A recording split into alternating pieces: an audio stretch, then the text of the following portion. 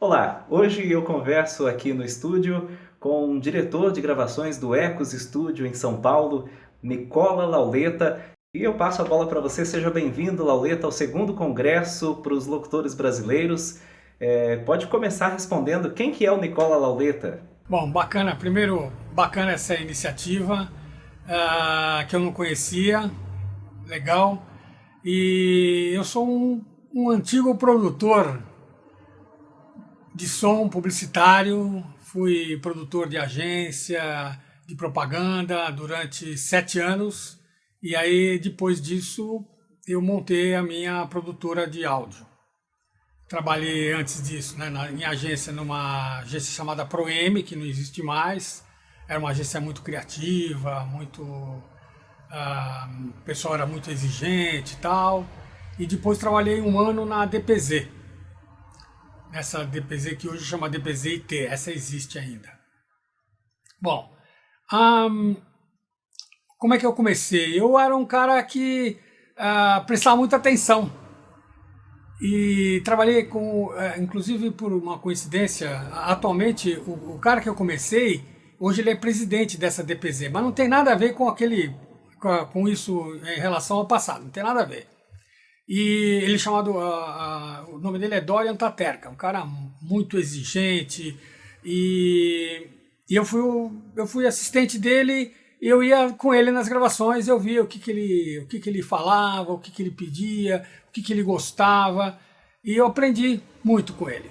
Depois aprendi com outro cara também chamado Ibi Abreu Vidal, um cara muito legal, também sensível, que procurava sempre fazer o melhor. Eu acho que isso me fez ficar com um gosto meio apurado com a qualidade, com a interpretação. Então, sempre meus trabalhos foram muito pautados em cima disso, de interpretação, de direção. Eu tinha um trânsito muito legal com o pessoal da criação da agência, tanto de uma como da outra. Então, minhas produções realmente eram bem interessantes. Eu comecei a apurar meu gosto pela direção de gente, não só atores, mas locutores e pessoas comuns. O pessoal que às vezes tinha que gravar com o pessoal que você pegava, entre aspas, na rua, né, e que não tinha experiência. Então foi aí que começou o meu trabalho. Aí montei a Ecos, tinha 25 anos, moleque, né? Hoje a Ecos tem 39 anos e pouco. O ano que vem em fevereiro fazemos 40 anos de produtora. E as coisas vão mudando, né? Antes fazia jingles, spots, trilhas. Hoje fazemos gravações de áudio. Já desde 2013 estou fazendo, junto com o Antônio Viviani, workshops de locução comercial. Há 2 anos comecei um trabalho individual chamado Voz à Obra, que eu não dou muita força para ele porque eu não tenho muito tempo. Mas vamos dizer, é uma espécie de uma extensão do trabalho do workshop, né? Depois que a pessoa passa por workshop, vê como é que a gente trabalha, aí a Voz à Obra é mais focado. E é essa que é a minha trajetória, né? Trabalhando principalmente atualmente, com vozes, com direção de gente, dando minhas dicas já de muito tempo de mercado. Legal. Eu vi no seu site, no site da Ecos Studio, que você inclusive já ganhou aí, junto com o pessoal da Ecos, vários prêmios, né? Queria que você falasse um pouquinho sobre esses prêmios que vocês já ganharam, e aí junto com isso, eu queria que você falasse também de todos os trabalhos que você já fez até hoje, qual que foi assim o que você considera o mais marcante para você? Já fiz muita coisa, fiz muito jingle, que é uma coisa que eu gosto muito de fazer. Eu não sou músico, então, fala, pô, mas você gosta de fazer jingle? Eu faço as letras, né? E gosto muito de fazer spot com humor.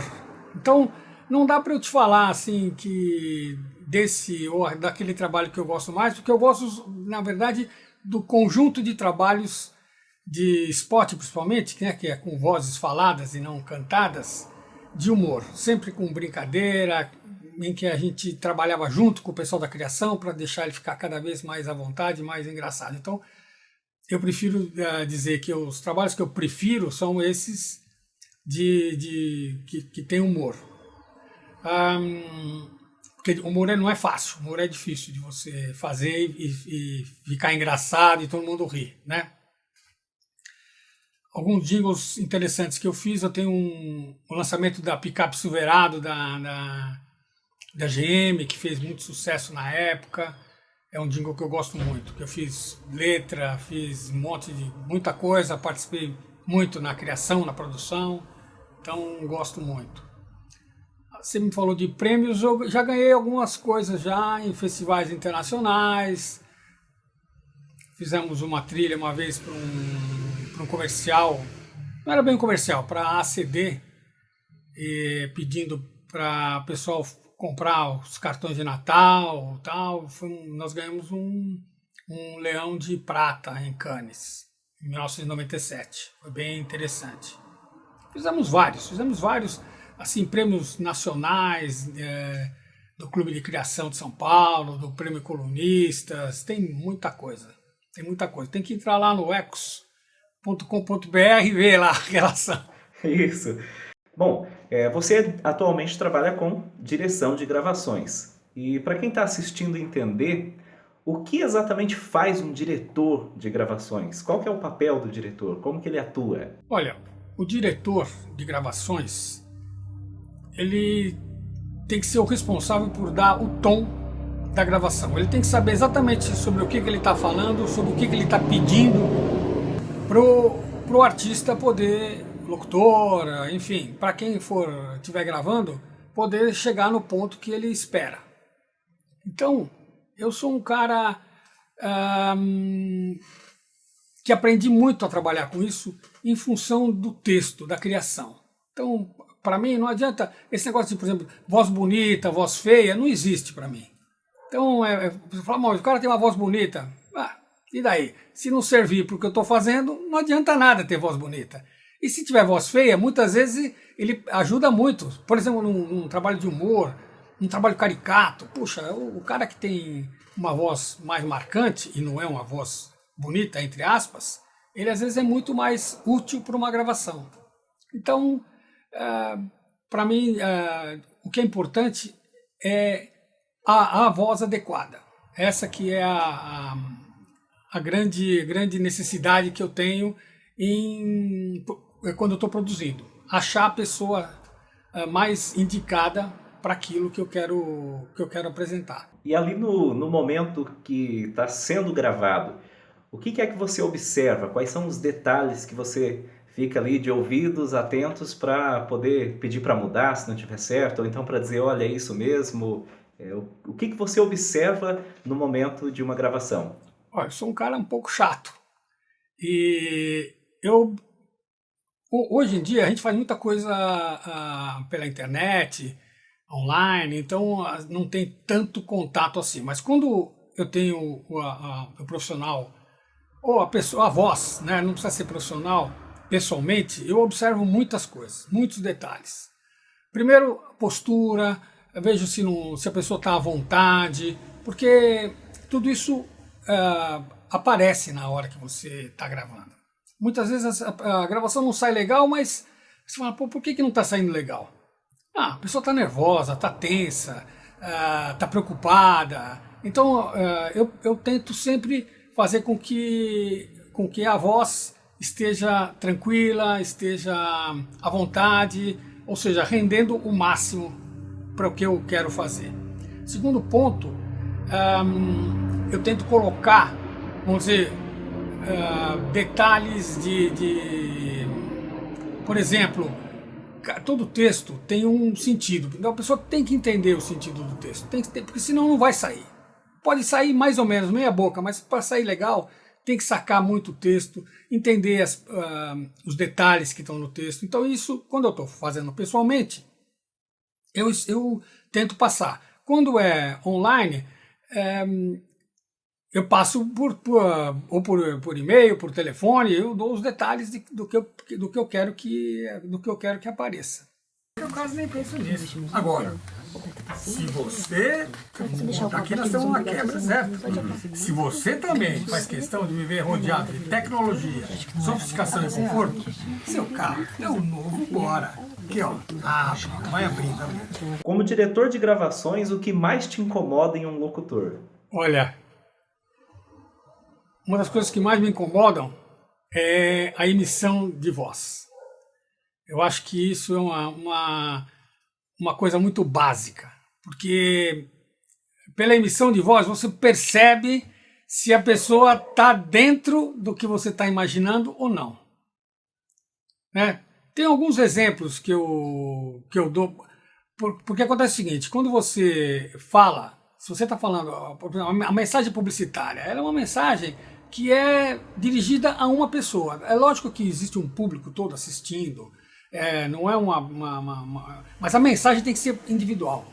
É diferente do rádio. O rádio tem que ser feito para um público. O ator fala para um público.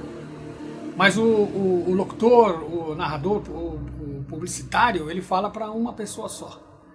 Então a emissão de voz dele tem que ser como a nossa aqui, como nós estamos conversando. Eu não falo assim, ô Gilmar, o que você está achando? Não. Você fala, ô Gilmar, o que você está achando? Então, esse é o tom, essa é a emissão de voz. Então, para mim, não que a pessoa tem que acertar a emissão de voz. Não. É lógico que tem que ser, a gente pode testar e escolher um jeito de fazer ou não. Mas a emissão de voz, para mim, é o ponto mais importante, que quem sabe controlar a voz, ele tem muito mais facilidade de fazer locução, tem muito mais facilidade de interpretar. Não estava aqui no nosso roteiro, mas uma das coisas que eu percebo os locutores com bastante dúvida hoje em dia é com relação à locução de rádio, que tradicionalmente sempre foi mais gritada, como você colocou nesse exemplo agora. Você, pelo que você percebe, eu não sei se você tem muito contato com rádio, mas você acha que isso está mudando no rádio também? Está passando a ter esse tom mais natural de conversa? É lógico que hoje em dia não se faz mais só aquela rádio jovem, aquela gritaria, ou aquela rádio antiga de ping-pong entre os locutores, tal. Ainda existe, mas não é tanta. Mas eu acho que um pouco está mudando, até porque eu acho que o próprio público acaba selecionando as rádios que quer ouvir. E hoje tem muito rádio de serviço, né? de ajuda, então isso realmente muda um pouco o tom das falas. Mas, de um modo geral, a rádio jovem, por exemplo, é gritaria. Até hoje, eu gosto de ouvir rádio rock and roll. Aquilo me incomoda um pouco. Eu ouço umas pessoas e falo assim, poxa, se eu pudesse falar para ela que não é assim que eu gosto de ouvir, né? Mas não é falado, é falado para um público. E eu faço parte do público. Então, não gosto muito. Já na mensagem publicitária, você vê por que hoje em dia você ouve muita gente falar, tem que fazer conversado, tem que falar plano, fala flat, não põe nada. Por quê? Porque a pessoa não sabe o que fazer para não ficar distante do público e faz uma coisa plana. Eu prefiro nem plano e nem gritado. Eu prefiro voz colocada, voz controlada, você controlando a sua emissão e falando para o público que você quer atingir. Nicola, talvez a falta de um diretor seja o maior desafio para quem grava hoje em home studio. Para esses locutores, qual seria assim, ou quais seriam as suas dicas? O que ele deve ficar atento na hora que ele for fazer a gravação lá no estúdio próprio dele, sozinho, sem a presença de um diretor? Olha, eu acho que o básico é pegar o texto e entender o que ele vai falar. Primeira coisa, entender o que vai falar. Segundo, marcar o texto. Porque isso não que seja uma função do diretor, mas o diretor vai sempre dar o tom de como ele tem que fazer. Então, se ele não tem essa referência, ou se ele não tem nenhum briefing do cliente, ele tem que pegar o texto, entender sobre o que ele está falando, tirar as dúvidas, que às vezes não vai ser com o cliente, vai ser com o tio Google. Vai lá e vê o que essas palavras, o que significam, como é que se fala essa palavra de outro idioma. Primeiro, para ele ter segurança do que ele vai fazer. Segundo, se ele entender a mensagem, saber para quem que ele vai falar, ele já vai ter, ter uma ideia do tom de voz, da emissão de voz que ele vai ter. Então aí você já tem 50% do resultado sem ter aberto a boca ainda, certo? Aí você marca o texto, vê a respiração. Por exemplo, respiração é uma coisa que muita gente passa batido e o que acontece? Chega no fim da frase, perde afoga, né? Perde o gás. Então, são pequenos detalhes que eu acho que não que sejam função do diretor, mas é a função da autodireção. Você olhar o texto, entender o que vai fazer, marcar, fazer algumas vezes, ouvir e depois mandar para o cliente, né? Eu sempre acho que é interessante fazer mais de uma opção, alguma variação, até para primeiro, você fazendo variações, você mostra que você tem segurança, que você é versátil, você consegue fazer mais de uma opção, né? Isso porque você não faz a gravação para você faz para um cliente, você faz para alguém que está comprando. Então esse cara também tem que ter certeza de que ele está pegando um profissional, que ele está trabalhando com uma pessoa que tem segurança, né?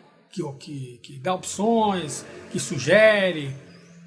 Então eu acho que a autodireção é mais ter segurança do que está fazendo e pesquisar para chegar no ponto certo. Bom, e agora a pergunta que é a chave desse congresso, já que o tema do congresso é o segredo de quem se destaca. Na sua opinião, qual é o segredo de quem se destaca? Quais são os segredos dos locutores que se destacam no mercado? Olha, vamos ver assim, historicamente, como é que eram os locutores, como é que era o trabalho de locução há um tempo atrás. Era um cara que tinha... Eu estou falando um cara, estou falando só em homem, mas a mulher também é mais ou menos parecida a característica. Tinha uma que se considera a voz bonita, né? Voz bonita, locutor, vozeirão, mulher com aquela voz meio impostada, né? Que o cara fala, que voz linda. Tanto um como o outro eram relativamente falsos, porque não era uma voz normal, era uma voz que tinha pelo menos algum ingrediente, né? Ou muito grave, ou muito impostada. Então isso foi caindo com o tempo porque a mensagem começou a ficar distante do público.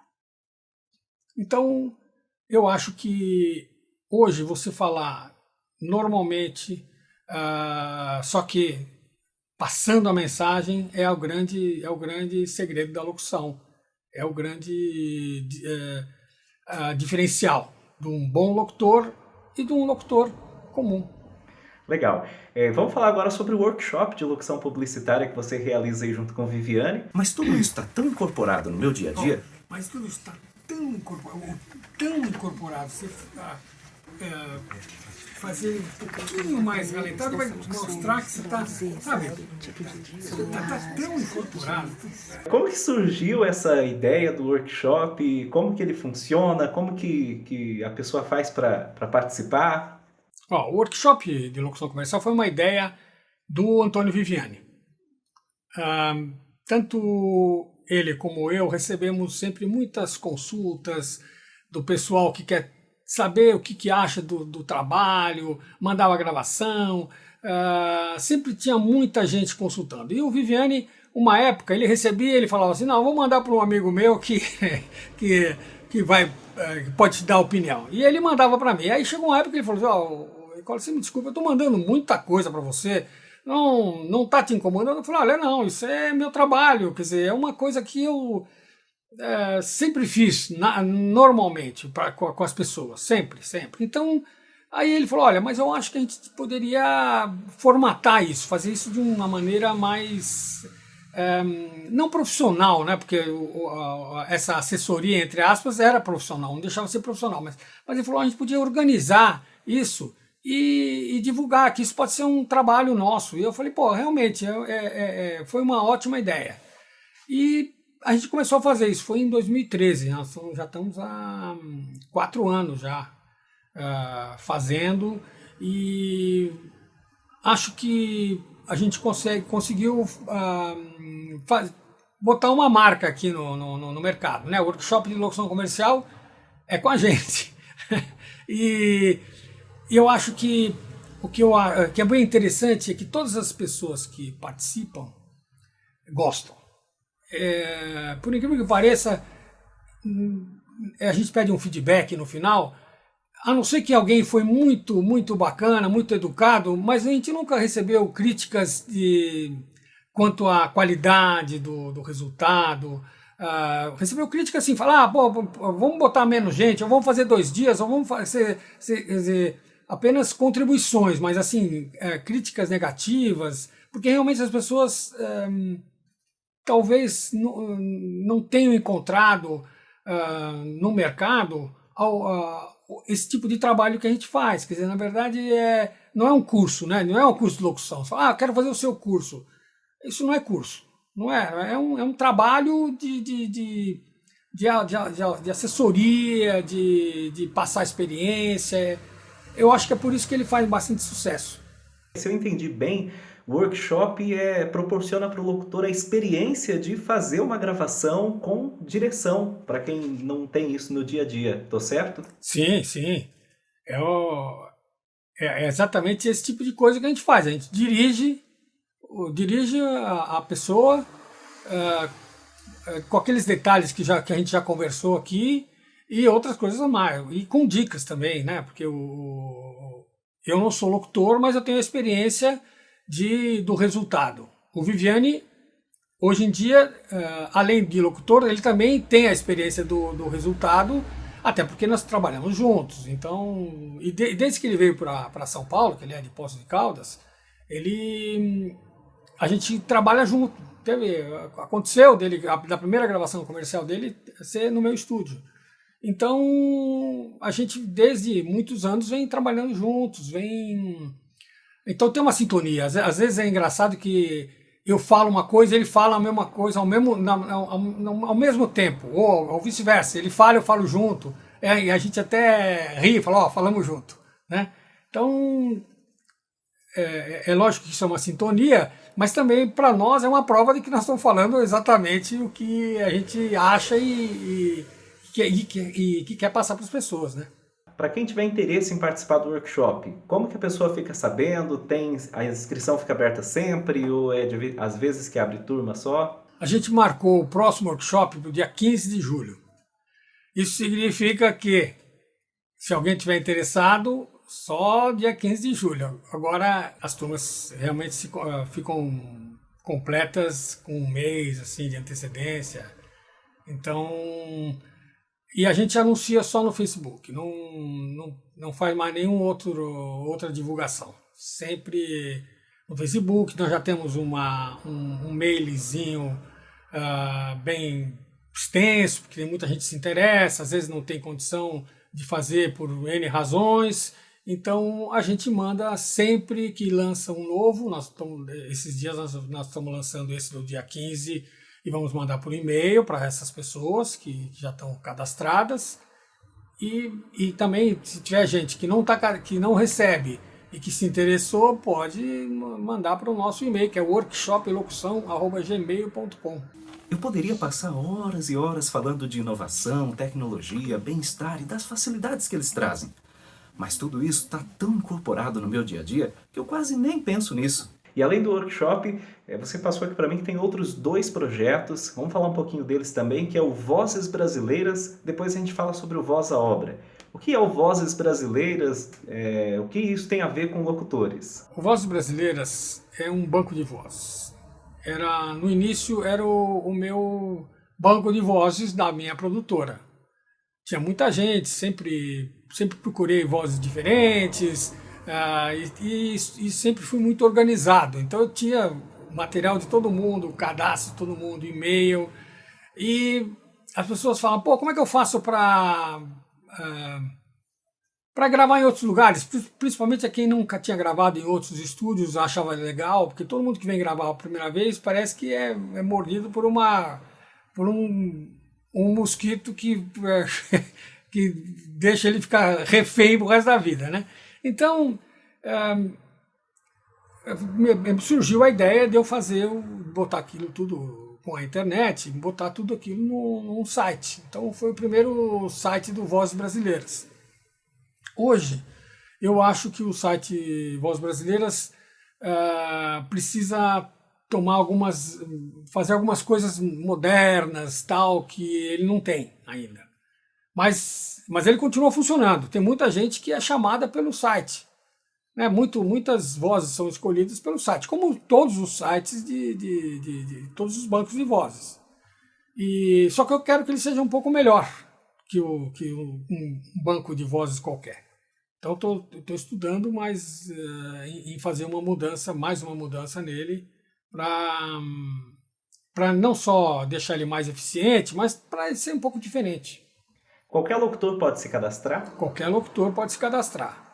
Qualquer locutor, com experiência ou não. Já ouvi críticas do tipo, tem qualquer um participa, qualquer um põe, então vou deixar minha voz lá junto com esse cara que não é de nada. Olha, eu acho que isso é um preconceito, né? Porque acho que todo mundo tem direito a tentar ter trabalho e tudo mais. Quando tem alguém que fala, não vou ficar aí porque qualquer um entra, paciência, também não posso, eu não posso balizar meu trabalho por algumas opiniões, né? Eu já ouvi muitas vezes isso. Não, o seu site tem não sei quem, eu não... Paciência. O que acontece é o seguinte, muito provavelmente algum trabalho interessante que ele poderia ter pego, porque ele era bom, né? Porque se ele é melhor, ele vai se destacar. Ele não pegou. Então, eu acho que aí ser democrático nesse caso aí é uma coisa que é legal. Não acho que eu tenha que colocar, não, esse é bom, então escolha esse, não escolha o outro. Não, isso não dá. O que eu coloquei no site foi porque ele é feito em cima de categorias, né? De locução de varejo, locução clássica, interpretada. Então eu botei uma seção de novos talentos. Então, novos talentos são aquelas pessoas que não têm experiência. Tá na cara que não tem experiência, que são novos talentos. E podem não ser tão bons, ou às vezes até são melhores do que muitos caras que se acham bons, né? Quem vai decidir isso não sou eu, é o cliente. Tá certo, é mais um site então para você que está assistindo a gente, que é locutor, fazer o seu cadastro, né? Tá lá aparecendo e quem sabe ter uma oportunidade. E o Voz à Obra, Nicola, antes de falar do Voz à Obra, eu quero compartilhar aqui que eu estava dando uma olhada lá no seu site Voz à Obra e encontrei lá dentro desse site a seção com um podcast onde você traz 3 dicas do que o locutor deveria fazer, o que o locutor deve fazer antes de gravar e 3 dicas sobre o que o locutor não deve fazer. Eu baixei o podcast, ouvi, tá muito bom o podcast, parabéns. Eu inclusive sugiro que você faça outros daquele tipo, naquele formato, que ficou muito bom, viu? E quem estiver assistindo a gente pode entrar lá também para baixar esse podcast e conhecer esse projeto então que é o Voz à Obra. Fala mais um pouco sobre isso pra gente. O Voz à Obra, de uma certa maneira, ele tanto é não é bem uma evolução, mas uma continuação do workshop de locução comercial, porque ele é focado assim no trabalho individual, e também uma fase pré-workshop, que seria para quem não é locutor, quem ouve falar, você tem a voz bonita, por que você não vai ser locutor? Para essa pessoa, eu também tenho um método de trabalho para poder meio que introduzir essa pessoa no mercado de locução. Agora, essas dicas aí são, vamos dizer, são dicas meio fora do contexto, né? Porque, por exemplo, todo mundo fala que você tem que tomar água, tem que hidratar. A maioria dos locutores, principalmente os mais jovens, os mais antigos não, mas os mais jovens, eles entram no estúdio com uma garrafinha de água na mão. Então, aquilo, quem me conhece, que já veio mais uma vez, que eu falo, já não vem mais. Veio só a primeira vez, depois não vem mais. Não é que eu não queira que tome água, não.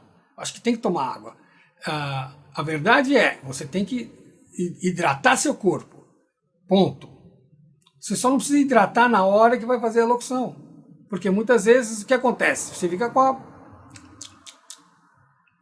com água, saliva. Isso, para eu que além de produtor, eu também sou técnico de gravação, isso incomoda muito, porque você está gravando, tem aquele... que isso aliado a nervosismo, a insegurança, você saliva mais, você fica com a boca seca, então tem que tomar água. O movimento água acaba atrapalhando de uma certa maneira a gravação.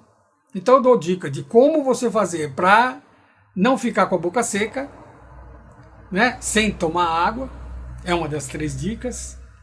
Outra dica é de barulho, né? A pessoa que vai com cheio de... Eu não lembro agora quais as dicas, porque tem muitas dicas. Essas foram só 3 de cada. Eu acho que o pessoal que está assistindo tem que entrar lá no vozaobra.com para baixar esse podcast e conferir que tá bom demais, viu? Vale muito a pena você ir lá baixar. Bom, mas agora eu queria deixar esse espaço aqui aberto para você falar qualquer coisa que você queira falar, algo que eu não tenha perguntado, que você queira compartilhar, enfim, fica à vontade. Eu estou fazendo um trabalho, estou tentando me organizar para fazer um trabalho de ensino à distância. Esse é o meu projeto de vida atualmente, porque acho que tem muita coisa para falar, tenho muito material para passar, então isso não é fácil. Isso não sei se porque eu não, na verdade eu sempre fui um cara de produção e nunca fui um cara de ensinar, vamos dizer, de fazer a parte de curso, vamos dizer assim. Então, esse é o meu projeto atualmente, que vai se chamar Voz à Obra também, que virou o escudo de todos essas iniciativas, né? Tanto esse trabalho individual como o de ensino à distância, que é uma coisa moderna, que é uma coisa que fica acessível para bastante gente e tal. Então, esse é o pensamento do momento e do futuro, passar a fazer também esse ensino à distância. Eu quero agradecer, então, a sua disponibilidade de tempo para vir ter esse bate-papo com a gente, trazer essas dicas. Eu imagino que você deve ter a agenda cheia e ser corrido no estúdio, mas parou esse tempinho para vir compartilhar isso com a gente. Muito obrigado pela participação e parabéns pelo seu trabalho também. O Voz à Obra está super legal, eu tive dando uma olhada lá. O workshop de locução comercial, tudo que eu vi até hoje foram só boas referências também. E né, tudo que eu conheço do seu trabalho aí é sempre muito bom, então parabéns pelo seu trabalho, viu? Olha, eu agradeço a sua oportunidade, a sua iniciativa bem bacana, bem legal, para o meu tipo de trabalho é bem importante que as pessoas conheçam, que isso seja divulgado, não só pelos canais normais, que são os canais do Facebook e tal. Então, uma coisa dessa é bem bacana para a gente, para mim, mesmo para o Antônio Viviani, que não está aqui agora, mas trabalha comigo no workshop. Então eu agradeço de qualquer maneira, e quando você precisar, estamos aqui à disposição. Tá certo, eu também quero me colocar à disposição para ajudar em qualquer coisa. E coloca essa coisa aí de ensino à distância no ar que vai dar certo, viu? Por ser distante e isolada, a Amazônia é um lugar desconhecido e permanece misteriosa e selvagem.